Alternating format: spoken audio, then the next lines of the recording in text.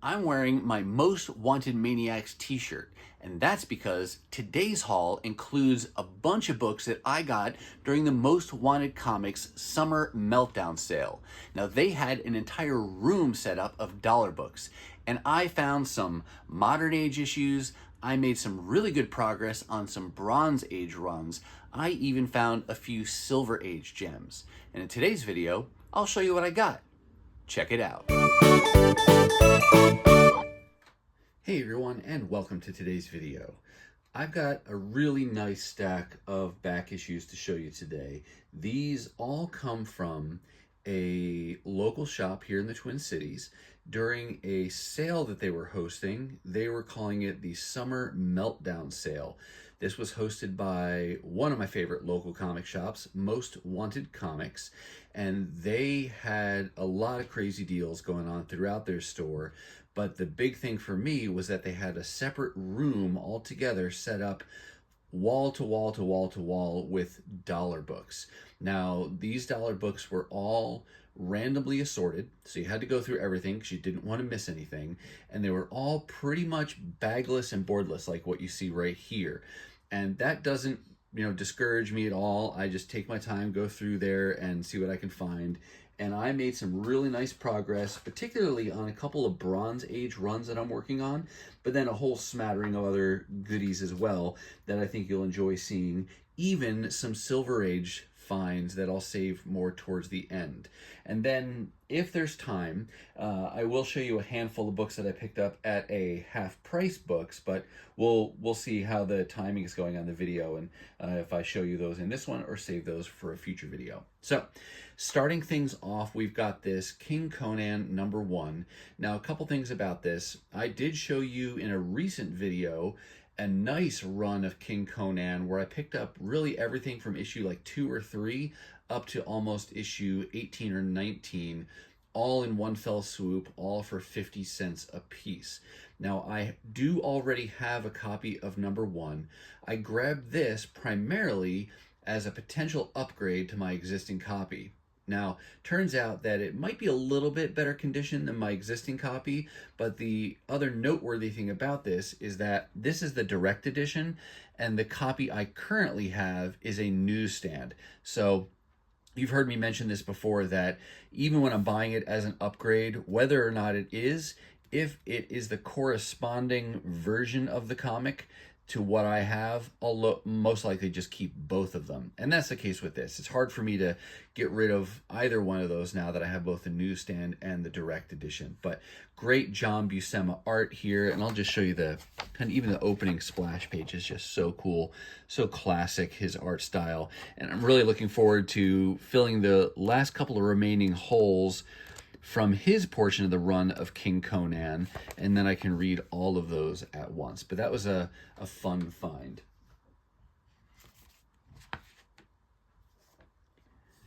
My wife was with me, and she actually found a few comic books that she wanted. One of them was this Star Trek Starfleet Academy. She got it partly because it's a #1, but primarily because it's got Nog on the cover.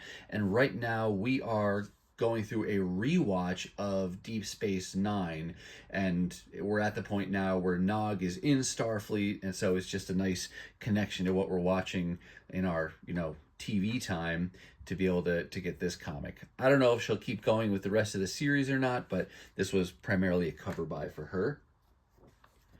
She also got Star Trek Next Generation.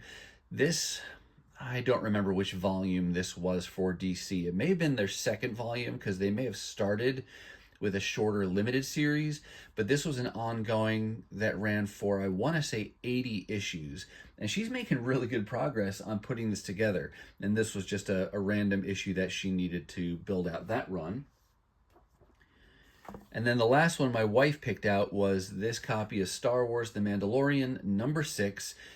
Purely a cover buy. She just loved this image of Grogu on the cover, and so she added that one to her collection. So fun that she's willing to come with me to some of these sales, and there are some things that she's even interested in for herself.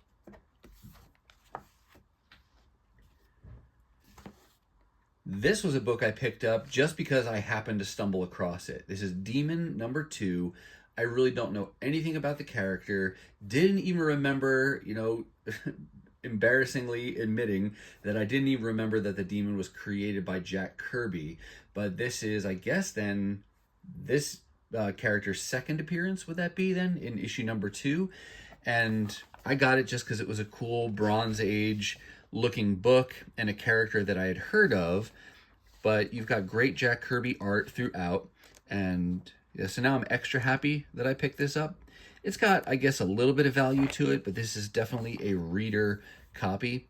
Nevertheless, happy to get that for just $1.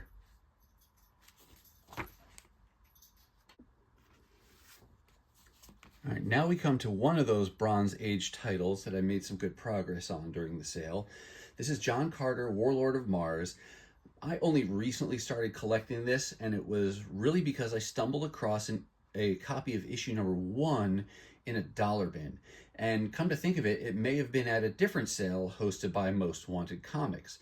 But because I found that issue #1, which is probably one of the harder issues to find for cheap and in decent condition, I figured, what the heck, why don't I go ahead and work on this volume? It'll just be something fun to hunt for. And so I got, I think, about 4 issues towards this run at the sale. There's issue 8, then issue 14, 16, and 17. And then, just as a little bonus, I found a copy of the first annual. So really happy when I can make progress on a Bronze Age run like that. Again, these were bagless and boardless, but still in really nice condition, considering that lots of people were going through those boxes, and there's always that risk of getting rips on the tops of the covers especially, but really happy to get that progress. The other title that I was able to make some good progress on was ROM Spaceknight, another one that I wasn't really going for, but between seeing the omnibus editions come out recently and coming across a good chunk of the run for, I think, like 40 or 50 cents an issue at a show a while back, I said, all right, I'll go for this volume too. So I've been working on that. This was a really fun find because this is issue #2, and I was very happy when I found this in a dollar bin. It's not a significant key, but it is only the second issue in the run, and so, next to the #1, probably the next hardest one to find. I don't really often see those single-digit numbers in the dollar bin, so really happy that this one was there, and it's even in a Mylar. I don't know if this was in a Mylar when it was there. Maybe it was one of the ones randomly bagged. I don't recall, but got that copy of issue #2, and then jump way ahead. Here's ROM #50, nice double size issue for that commemorative or that milestone issue. There's issue 56 where you got Alpha Flight, and then 57 looks to continue that story because there's Alpha Flight again. So another good little bit of progress there for cheap on ROM. I'm pretty sure I'm over halfway to having this whole volume. What did it run, like 75 issues, something like that? But I'll just continue to chip away at this when I can find them for cheap and in good condition.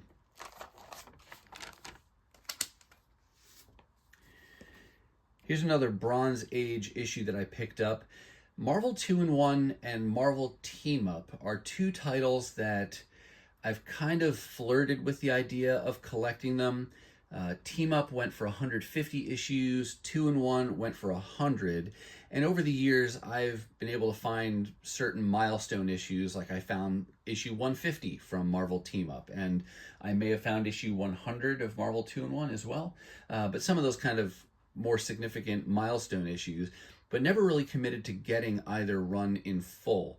But you'll see in some upcoming videos some good progress I made, particularly on this title, and so it's been enough, again, to give me enough momentum to say, all right, let me go ahead and put these together, just because it's kind of cool things to be hunting for, but then it's also another Bronze Age series that's not just reprints, and they feature some characters that you don't see too often solo. So Marvel 2-in-1, of course, featuring the Thing throughout, teaming up with other heroes, and then Marvel Team Up largely being a Spider-Man book. So just fun to be able to work on those runs. This one, on this day, I picked up really because of the cover. I just thought this was a cool retro at this point looking cover with the video game console, and this is issue number 94 towards the end of that 100 issue run. But just a fun little grab for $1 and a cool cover, and gets me 1% closer to completing that volume.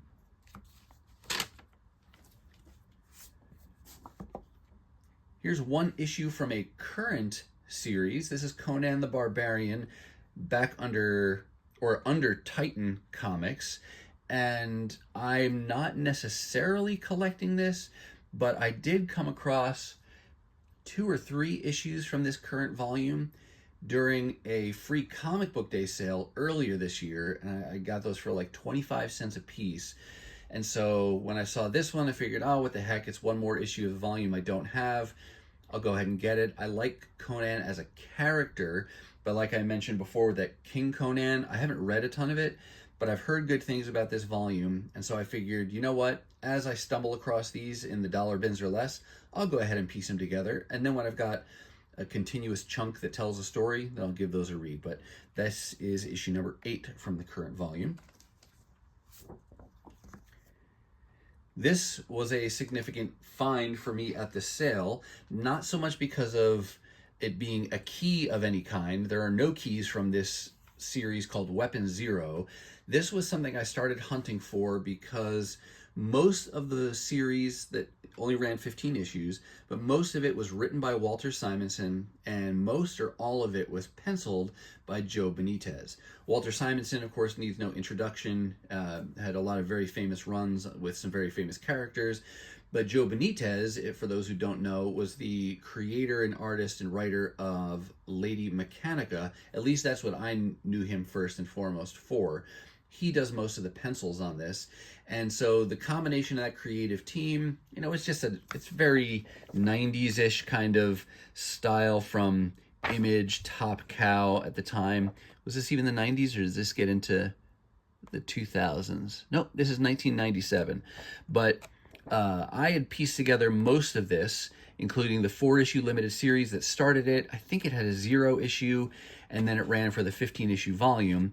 I've pieced together all of that through the dollar bins, plus a very generous gift from a viewer who sent me a box of comic books a while back, and he gave me several issues towards this volume.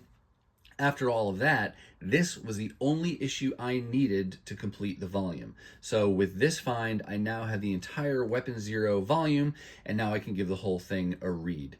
I'll be honest, I don't remember the story being anything amazing. It was really a combination of the writer, the artist, and just the fun of being able to hunt this down, science fiction kind of story. So I'll give that a read and see how I like it, but it was fun for the hunt, and now I have the whole thing.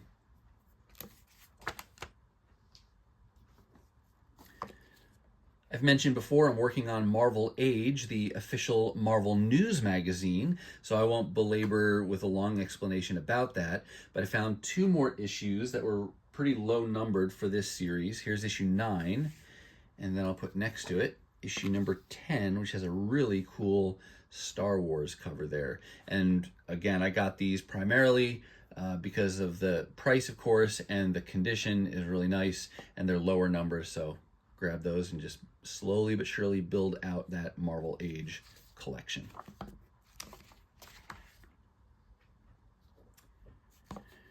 Here's just one Bronze Age Fantastic Four issue.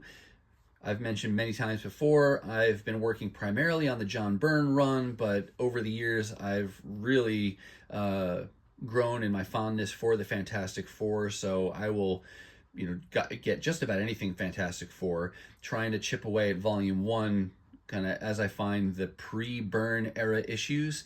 I'll grab those when they're in moderately good condition and for cheap like that. So that's just a hole filler there with issue 169. And then I told you before that I found a few Silver Age books. These are very beat up, but I got them partly, of course, because of the price, and then partly just because I came across them. I don't see these very often at all, and so I figure if nothing else, it'll be a placeholder, and if I find a better condition copy for cheap someday, I can upgrade. But this may be the only time I find, for example, issue 8 of Marvel Collector's Item Classics, and so I figured I'd go ahead and get that. This is a reprint series. The first 22 issues, I believe, were Marvel Collector's Item Classics, and they reprinted a collection of different stories from the Silver Age. And then in issue 23, it was retitled as Marvel's Greatest Comics, and from then on forward, it just reprinted Fantastic Four stories. I'm working on that series, but I like to pick these up as well whenever I stumble across them. So this and the next 2 books you'll see have already been bagged and boarded, and they're nice and safe in Mylar, because did that primarily just to protect them, because there's lots of rips and loose edges and risk of the cover coming off completely. So I wanted to get those protected. But I was very happy to find issue number 8, which I want to say is like 1960, somewhere between 65 and 67. And then here's issue number 14, which is even more beat up. You can see the bottom part of the cover there is completely missing. This is missing here. The books and the stories are complete. And I don't know, part of me feels like I was just kind of saving these from ultimate destruction, because if these stayed in the boxes too much longer, they would have been completely destroyed and unsalvageable. But for $1, I'll add those to my collection. Fun to look at, flip through. And like I said, maybe someday I'll find better condition copies, but for now, very happy to have those. And then the third Silver Age book, and the last book for Most Wanted Comics, was this issue here called Fantasy Masterpieces, issue number 11. I don't know too much about this series other than to tell you at least this issue is a reprint issue. It's got 4 stories in it that come from mostly the Golden Age. There is a Jack Kirby 1962 kind of monster story in there, but then there's a Captain America, got the Origin of the Black Knight, the very first, I think I want to say it's like Human Torch #1, but that was a cool reprint. And this is actually the best condition of the 3 books that you're seeing here. This is in the best condition. The cover's the most intact, not a lot missing. Kind of part of this is ripped off here, but this is, did I say it before? This is the last issue in this series. So I'm just assuming the first 10 were also reprints, but that was just a fun book to stumble across. I'd never heard of it before, never seen it, so I was definitely going to grab that, especially for the price and the condition. So that's it for the Most Wanted Comics sale books. Let me take a minute here at the end and I'll show you some things I picked up at a local half-price books.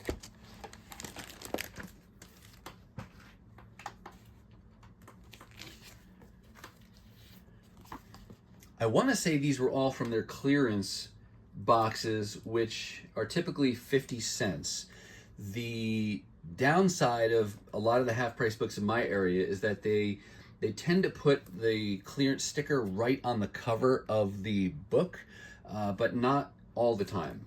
All the ones you'll see today, actually, they have a clearance sticker on them, but for those that are bagged and boarded, it's on the bag itself. I don't recall if this had a sticker. I think this was bagged and boarded when I got it, but maybe I've taken that out. It may have been damaged or something. I don't recall now, but I just thought this was a cool issue of What If to pick up, given that it features the Fantastic Four. I like Annihilus on the cover here, but it's What If the Invisible Girl Had Died, issue number 42. Just a fun Fantastic Four related issue. Not working on this series in its entirety, just those single issues that appeal to me when I stumble across them. Then I got this X-Men Classic. This is issue number 57. I have the first 40 plus issues that reprint all of the Claremont and then the Byrne issues, with just a couple issues that are exceptions to that. But most of the Claremont and Byrne stuff I have, everything from Giant Size X-Men up to Days of Future Past, I have in the form of Classic X-Men and X-Men Classic reprints. And those earlier issues do have backup stories as well that count as far as continuity goes and things like that. I'm not aggressively working on the rest of this volume. It did go for 110 issues altogether, but when what I am going to work on are some of the covers that I like. For example, this one is a Mike Mignola cover, and so I'm going to get the issues that he did, because he did several. Adam Hughes did some covers as well. So I'm going to piece those together first, and then we'll see if I want to go ahead and finish out the volume or not, because I think I have all of the original single issues of all the stories that would have been reprinted in these, so I don't necessarily need them, but sometimes, if nothing else, it's cool additional cover art to pick up. So grab that one. Oh, let me set these down. I got a few issues from this first volume of Wolverine and the X-Men. It ran for a total of 42 issues, I want to say. I started out with the Chris Bachalo issues, then I wanted to get the Pepe Larraz issues, and now I think I'll probably just piece together the rest of this volume if I can find them really cheap like that, like 50 cents, because I've heard really good things about the story in this run. So, and I like the characters, of course, so why not? It's another fun thing to be hunting for. But at the Half Price Books, I found issue 19, issue 22, 25, and 35. So a little bit of progress there, not too bad for 50 cents a piece. And then to round things out, we're going to come back to Fantastic Four one more time, this time from volume 3. That's a pretty hefty volume. I think it's the longest volume for me to try to piece together outside of volume 1, because volume 2 was during the Heroes Reborn time in the 90s, so that went for 13 issues. This one, volume 3, went for a certain number of issues, starting with a number 1, and then they went back to their legacy numbering during the Wade Waringo run, I want to say. And then it gets really confusing in there, and I have to rely on my CLZ app to kind of track things there, because then you got Hickman's run, and then they did a restart, they went over to FF, and then back to Fantastic Four. I don't know, it's a mess to try to track down, but I am still working on a lot of volume 3. I'm really excited for this early part of the volume, because in addition to it being Fantastic Four, volume 3 started out with Chris Claremont writing and Salvador Larroca doing pencils, and they worked together for the first 30 some odd issues, and then I want to say, I forget who started writing after that, but I know Carlos Pacheco had a run after that. So I really like Chris Claremont, of course, and Salvador Larroca as an artist, so happy when I can find issues from their part of the run to be able to build out. And I love this War Wolves cover. Wow, War Wolves cover, because that was one of the first weird bad guys I ran into when I started collecting X-Men, because they showed up in Excalibur #1, one of my first X-Men related #1s. But then in addition to 7, I got issue 8, issue 9, and then lastly, issue 34. And at this point, it looks like Chris Claremont had left, but Salvador Larroca was still doing pencils at this point. But anytime I can find issues from this part of the run, it's fun. I like the character designs. It definitely is very 90s, but in a way that I like, and the colors are good. Yeah, it's just a fun thing to be hunting for. But yeah, well, looking around me, that's the last of the books here. So those were some nice clearance books that I picked up from a local Half Price Books. All right, that's going to do it for me, and that's going to do it for all the books I got from the Most Wanted Comics Summer Meltdown sale, plus a few books I got at a recent trip to a Half Price Books. I do hope you saw something that you liked, and if you did, please take a second and hit that thumbs up. And if you want to see more content like this, dollar hauls, 50-cent hauls, really anytime I find good books for great prices, then go ahead and hit that subscribe and ring the bell for notifications so you'll know the next time I upload a video. Now, if you're not quite ready for the YouTube fun to stop, I have hand-selected a couple videos here for you to check out. As always, thank you so much for watching, and I'll see you next time.